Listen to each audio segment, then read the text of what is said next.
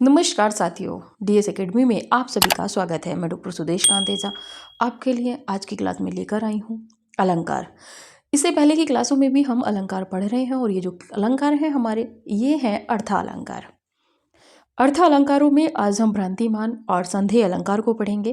भ्रांतिमान अलंकार को पढ़ें इससे पहले हम आपको सूचना दे दें कि डीएस एकेडमी की तरफ से टेस्ट सीरीज चल रही थी, वो तो चल ही रही है। साथ ही में डीएस एकेडमी पे न्यू बैच भी लॉन्च हुए हैं, तो जो भी कैंडिडेट बैच ज्वाइन करना चाहते हैं, TGT, PGT, net, JRF, Uttar Pradesh assistant professor, तो वो बैच ज्वाइन कर सकते हैं। बहुत न्यूनतम फीस के साथ में हम आपके लिए बहुत ही नवीन क्लासेस लेके आ रहे हैं। और वो जो तथ्य रहेंगे आपके, इतने तथ्य रहेंगे, ऐसे तथ्य रहेंगे जो अभी तक आपने नहीं पढ़े होंगे। यदि आपने बिल्कुल भी हिंदी को नहीं पढ़ा है तो भी आप जो समीक्षात्मक, अवधारणात्मक और तर्क वितर्क पर जो आधारित प्रश्न रहेंगे, जो फैक्ट रहेंगे, जो तथ्य रहेंगे, वो सब आपको यहाँ पे मिलेंगे। तो जो भी कैंडिडेट बैच ज्वाइन करना चाहते हैं, डिस्क्रिप्शन में कॉन्टैक्ट नंबर है, या आप टेस्ट सीरीज ज्वाइन करना चाहते हैं तो भी डिस्क्रिप्शन में दिए गए कॉन्टैक्ट नंबर पे आप कॉल कर सकते हैं। या क्लास के अंतिम में हम आपको बैच से संबंधित, टेस्ट से संबंधित कुछ जानकारी देंगे। तो लास्ट तक आप बने रहिएगा और क्लासों को आप जितना हो ज़्यादा से ज़्यादा शेयर करते रहिए। तो चलिए बात करते हैं आज की क्लास में। आज की क्लास में हम देखेंगे भ्रांतिमान अलंकार और संधेय अलंकार। अंतिम में देखेंगे थोड़ा सा अंतर भी। भ्रांतिमान अलंकार यानी कि जहाँ पे हम होता कुछ है और हमें भ्रम दूसरी चीज़ का हो जाता है। जैसे कि आप देखेंगे कि अंधेरे में कोई, या एक कई बार क्या होता है कि कभी कभी कुछ वाक़े ऐसे होते हैं जो याद रह जाते हैं। आपने देखा होगा कि भ्रम में किसी सफ़ेद कपड़ों में, किसी सफ़ेद कुर्ता सलवार में जब आप किसी लड़की को देखते हो या किसी स्त्री को देखते हो, महिला को देखते हो, और उनके बाल खुले हुए हो, अंधेरी रात हो, तो आपको लगता है कि शायद भूत है। तो वहाँ पे भ्रम आपको होता है। ठीक है। तो चलिए बात करते हैं भ्रांतिमान अलंकार की। या आप देख रहे हैं कि रास्ते में रस्सी पड़ी हुई है, इस तरीके से घूमी हुई, और आपको लगता है कि ये सांप है। आप उसको समझ लेते हैं कि यहाँ पर ये सांप है। ठीक है। जैसे कि आपने तुलसीदास जी के बारे में पढ़ा था कि धिक धिक ऐसे प्रेम को कहा कहूँ मैं नाथ। ठीक है। वो उनके पीछे पीछे चले जाते हैं और वो सांप को रस्सी समझकर चढ़ जाते हैं। ठीक है, रत्नावली के यहाँ। चलिए बात करते हैं भ्रांतिमान अलंकार में कि काव्य पंक्ति में जहाँ सादृश्य या समानता के कारण एक सी दिखने वाली वस्तु या एक सी समानता जिसमें होती है, उसको समानता के कारण उपमेय को, उपमेय यानी कि आपसे संबंधित, को भ्रमवश यानी कि भ्रम में पड़कर उपमान समझ लिया जाए, वहाँ भ्रांतिमान अलंकार होता है। ठीक है। यानी कि भ्रम हो जाता है हमें कि ये सांप होगा जबकि वो रस्सी होती है। भ्रम, भ्रांति, जानी, मानी, समुझी, ये इसमें वाचक शब्द हैं। ठीक है। उदाहरण में देखते हैं सीधे सीधे, बहुत ज़्यादा यहाँ पे नहीं रहेगा। संधेय अलंकार में और भ्रांतिमान अलंकार में आप अंतिम में देखेंगे अंतर, तो आप बिल्कुल क्लियर हो जाएगा, आपको अभी तक नहीं हुआ होगा तो। पाए महावर देन को नाइन बैठी आए। नायिका के पाँव में, पैरों में, जो नीचे की एड़ी के आसपास की जो सफ़ेद त्वचा होती है, तो उस पर महावर लगाई जाती है। तो पाए महावर देन को नाइन बैठी आए, जो नाइन है वो आकर बैठ गई है किसके, नायिका के पाँव पे महावर लगाने के लिए। पुनि पुनि जानी महावरी एड़ी मीड़ती जाए, और नायिका के जो पैर हैं वो नीचे से इतने लाल हैं, इतने मतलब रेड हो रहे हैं कि वो सोचती है कि महावर लगाऊं तो मैं कहाँ लगाऊं, क्योंकि वो पैर ही इतने लाल हैं। और वो बार बार पुनि पुनि जानी महावरी, वो बार बार उसको हटाने का प्रयास करती है, उसको साफ करने का प्रयास करती है। एड़ी मीड़ती जाए, वो बार बार नायिका की एड़ी को मीड़ती है, यानी कि साफ करती है कि मुझे इस पे महावर लगानी है। लेकिन उसकी नायिका के जो पैर हैं वो खुद ऐसे हैं जैसे कि महावर लगी हुई है। तो पुनि पुनि जानी महावरी, उसको लग रहा है कि महावरी है, जो महावर है वो लगी हुई है, उसको हटा दूं मैं। तो ये यहाँ पे भ्रांति उसको हो रही है, जबकि उसके पैर किससे लाल हैं, रक्त से। ठीक है। चलिए दूसरे उदाहरण को देखते हैं। नाक का मोती अधर की कांति से, बीज दाड़िम का समझकर भ्रांति से, देख उसको ही हुआ शुक मौन है, सोचता है अन्य यह शुक कौन है। तोता है। आगे देखते हैं, इसको देखते हैं कि नाक का मोती, नाक में जो मोती होता है, जैसे कि नोज रिंग नायिका ने जो भी पहन रखी है, जो नग होता है उसमें मोती होता है। अधर की कांति से, देखिए अधर, अधर मतलब वैसे तो हम सब लोग यही समझते हैं ना कि अधर जो होता है वो होठ को कहा जाता है। होठों को तो कहा जाता है, होठों को नहीं कहा जाता, होठ को कहा जाता है। जो ऊपर वाला होठ होता है उसको होठ कहते हैं, जो नीचे वाला है उसको अधर कहते हैं। इसको अधर कहते हैं और इसको होठ कहते हैं। तो नाक का मोती अधर की कांति से, यानी कि नीचे वाले होठ की जब कांति पड़ रही है, यानी कि उसकी जो लालिमा पड़ रही है, या नाक के मोती की जो चमक अधर पे पड़ रही है, यानी कि नीचे वाले होठ पे पड़ रही है, बीज दाड़िम का समझकर भ्रांति से, और उस लालिमा नाक के मोती की जो नाक के मोती की चमक जो अधर पे पड़ती है, उसको बीज दाड़िम यानी कि अनार का बीज कौन समझ लेता है? भ्रांति से, भ्रम से कौन समझ लेता है? तोता। देख उसको ही हुआ शुक मौन है, और उस बीज को देखकर, दाड़िम के बीज को देखकर, बीज दाड़िम का समझकर भ्रांति से और भ्रम से समझ लेता है। देख उसको ही हुआ शुक मौन है, और जो तोता है वो मौन हो जाता है। सोचता है अन्य यह शुक कौन है, और वो सोचता है कि यहाँ पर अन्य शुक कौन है। तो यहाँ पे भ्रम हुआ है दोनों चीज़ों में, तो यहाँ पे भ्रांतिमान अलंकार है। जैसे कि एक उदाहरण और देख लीजिए, बादल काले काले केशो, बादल काले काले केशो, बादल काले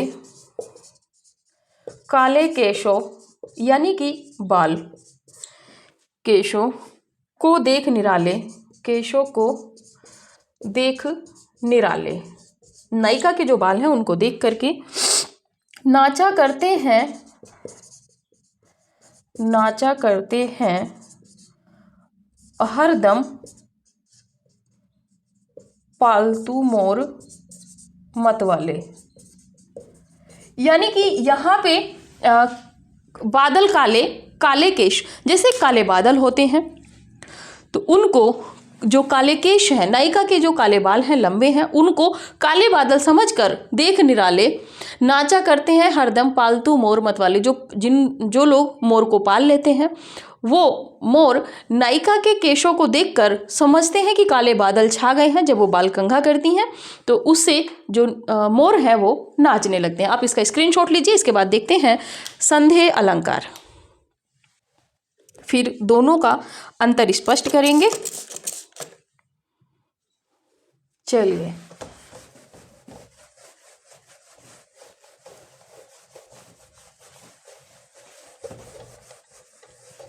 यहाँ पे भ्रांतिमान अलंकार में भ्रम रहेगा, और भ्रमवश हम दूसरी वस्तु मान लेंगे कि हाँ यही है। जैसे कि रस्सी को हमने सांप समझ लिया कि ये सांप ही है, लेकिन जहाँ पे हमें ये डाउट रहेगा कि ये सांप है या रस्सी है, तो वहाँ पर संदेह अलंकार रहेगा। संदेह यानी कि डाउट। तो जब हमें डाउट रहेगा कि ये सांप हो सकता है कि रस्सी हो सकती है, तो वहाँ पे संदेह अलंकार रहेगा। लेकिन जहाँ पे हमने मान लिया कि ये रस्सी नहीं सांप है, या सांप नहीं रस्सी है, या रस्सी को सांप मान लिया, सांप को रस्सी मान लिया, तो वहाँ पर आपका भ्रांतिमान अलंकार होगा। चलिए बात करते हैं संदेह अलंकार की। बहुत ज़्यादा नहीं, आपको ये खुद से आप जितने उदाहरण देखेंगे आपका तैयार हो जाएगा। संदेह अलंकार,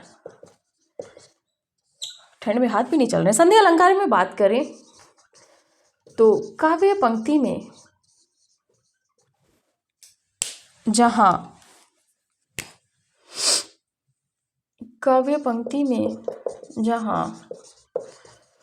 उपमेय में उपमान की संशय या आशंका हो, संशय या आशंका हो, वहाँ संदेह अलंकार होता है। ये भी एक सादृश्य मूलक अलंकार होता है। यह एक सादृश्य मूलक अलंकार होता है, लेकिन निश्चयात्मक नहीं। लेकिन निश्चयात्मक नहीं। वाचक शब्दों में इसके देखते हैं कौन कौन से हैं। तो वाचक शब्द में इनके हैं कीधो, क्या, कि, अथवा, कदाचित, कहीं, कै, ध्यों, या तो, शायद। ये यहाँ पे वाचक शब्द हैं थोड़ा सा जानने के लिए। जैसे कि उदाहरण में आप देखें, यह मुख है या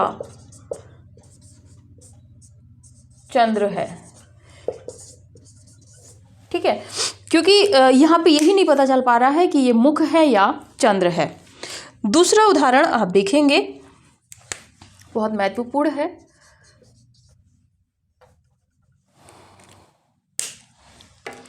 सारी बिच नारी है, सारी बिच नारी है, कि नारी बिच सारी है। सारी ही की नारी है, सारी ही की नारी है, कि नारी ही की सारी है।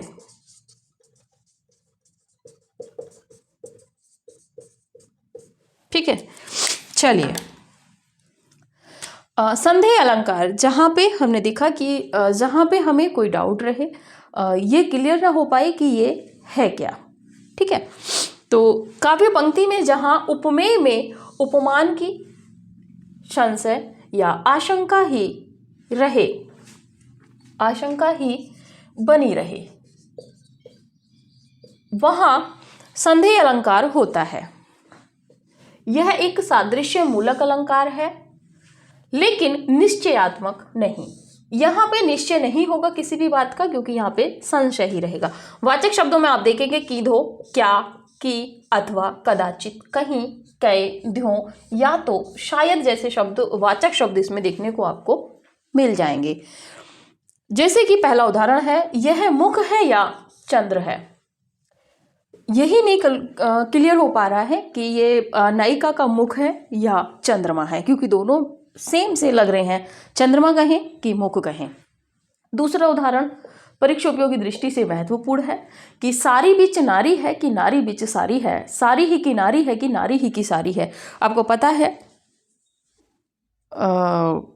जिस समय चीरहरण होता है तो उस समय कृष्ण जब आ जाते हैं तो यही नहीं पता चल पाता कि जब साड़ी खींची जाती है तो उधर जो दुष्ट लोग हैं वो साड़ी खींचते रहते हैं और वो जो साड़ी है वो खींचती चली जाती है। तो उनको संदेह हो रहा है कि सारी बीच नारी है कि नारी बीच साड़ी है। वो कह रहे हैं कि साड़ी के बीच में नारी है या स्त्री है, कि नारी बीच साड़ी है, या नारी के बीच में साड़ी है।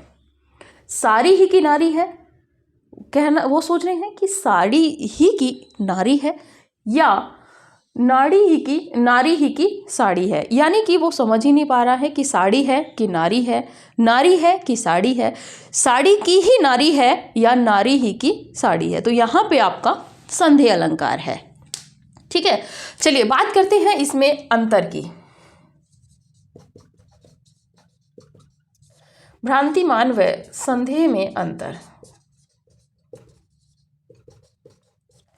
भ्रांति समझ लेना, संदेह में आपके संशय में रहना। ठीक है, बहुत ज़्यादा अंतर नहीं है। यहाँ पे भ्रम में रहोगे और यहाँ पे संशय में रहोगे। यहाँ पे समझ लोगे, यहाँ पे क्लियर नहीं कर पाओगे, स्पष्ट नहीं कर पाओगे कि क्या है। आप स्क्रीनशॉट लीजिए, क्योंकि आज हम 2 ही अलंकार इस क्लास में पढ़ेंगे।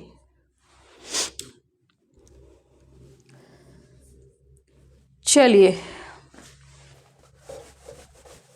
थोड़ी सी बारीकियों पे बात कर लेते हैं। यहाँ पे देखिए, कॉलिंग के लिए जब आप कॉल करेंगे 9568802463 पे, तो आप कॉल करेंगे किसी भी जानकारी के लिए। बात करें आपके टेस्ट पेपर की, तो 750 रुपये में हम आपको 50 टेस्ट पेपर देने हैं। संपूर्ण पाठ्यक्रम पर 125 प्रश्न रहते हैं, यानी कि 6250 प्रश्न हम आपको टोटल दे रहे हैं। अगर आपको टेस्ट पेपर में कहीं किसी प्रश्न में डाउट है, तब भी आप व्हाट्सएप, जो प्राइवेट व्हाट्सएप ग्रुप होता है, आपको उसमें ज्वाइन कर दिया जाता है तुरंत। अगर बात करें बैच की, तो बैच में जब आपको पता है कि हमने निःशुल्क कितना विस्तृत पढ़ाया है, तो सशुल्क तो हम कितना विस्तृत पढ़ाएंगे। जो भी आपकी काव्य पंक्तियां हैं, जो भी पाठ्यक्रम है आपका, बैच जो इस समय है वो आपका नेट का है, टीजीटी, पीजीटी, साथ में बात करेंगे असिस्टेंट प्रोफेसर का आपका यूपी वाला है। इसी के साथ में यदि बात करें तो उत्तराखंड, एलटी ग्रेड और प्रवक्ता, हिमाचल प्रदेश का भी आपका एलटी और प्रवक्ता का, अन्य राज्यों का भी बैच स्टार्ट है, और केबीएस का अभी नहीं है, जबकि एनवीएस का भी इसमें समाहित है।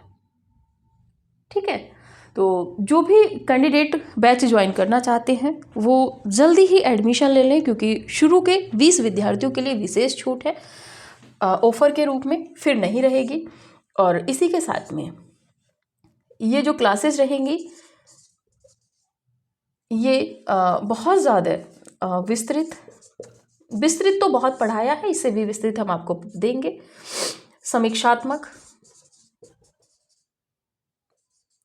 समीक्षात्मक इतनी कि आप खुद में हर एक काव्य पंक्ति की, हर एक नाटक की, हर एक उपन्यास की, हर एक कहानी की आप खुद से समीक्षा करने लगेंगे। और जो आलोचना है, बाकी की विधाएं हैं, उनमें भी बहुत विस्तृत आपको यहाँ पे दिया जाएगा।